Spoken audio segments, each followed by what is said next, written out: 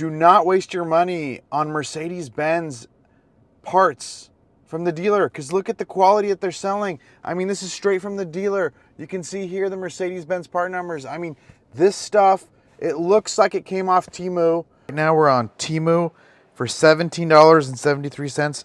Those look very familiar, huh? Look at that design. Does that look like the original?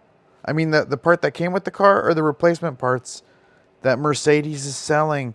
I mean, I think Mercedes is literally selling us Temu parts, okay? And it looks like there where you see that kind of square right there, that's where the Mercedes-Benz sign is removed. Sometimes suspiciously, right?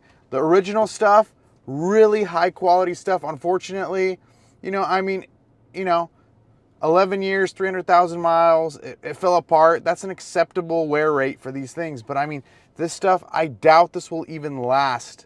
I seriously doubt that this will even last maybe between 10 and 100,000 miles. I know it's a wide range, but like, oh my God, just look at this. Just look at this, guys. What is going on? I mean, look at this woven with high strength steel. Like, you cannot crush this if you wanted to. You know what I mean? Like, look, I'm squeezing hard like I want to break it. Nothing is happening.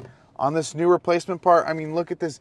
This is like felt from I bet you this is felt from like an Old Navy fleece factory, and the cheapest coat hanger steel. I mean, this is unbelievable quality.